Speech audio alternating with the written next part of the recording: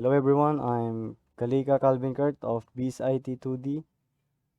Ngayon, tuturuan ko kayo paano mag-download ng Tony. First, punta tayo sa Google Chrome. Search natin tony.org. Yan. Yan. Download version 4.1.7 for Windows kasi naka-Windows tayo. Yan. Click natin yung una. Yan. Save nyo kung saan nyo gusto i-save yung installer nya. Sa akin, meron na nandito sa download kaya wag na natin i-download ulit. Yan. Double click natin yung installer. Install for me only.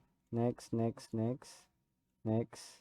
Create desktop icon para mabilis natin siya mahanap. Next. Install. Yan. Wait lang natin.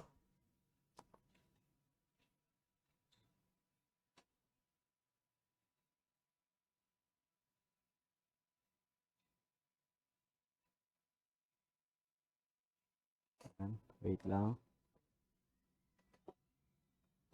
Installing yung data niya. Yan. Tapos.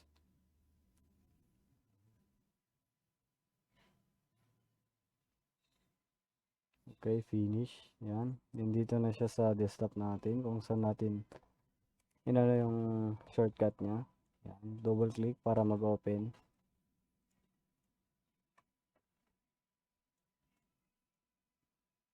Yan. Dito na siya. Try natin mag-print. Yan. Gawa muna tayo bago. Pakita ko sa inyo paano gumawa ng bago.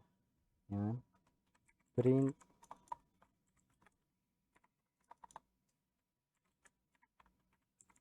Hello world. Yan. Walang ano dun sa kabila. Yan natin. Yan. Run natin. Yan. Dito siya sa baba. Try pa natin mag-add. Print. Pulling natin.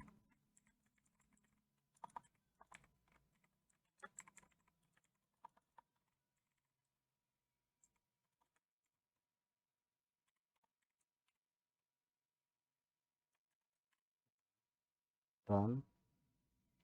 Yan. Run na siya. Yan. Save natin. Yan. Save as.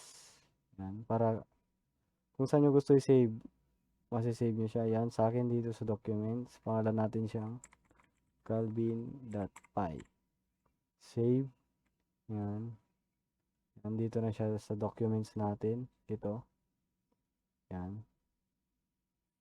Yan lang. Basic. Tapos na.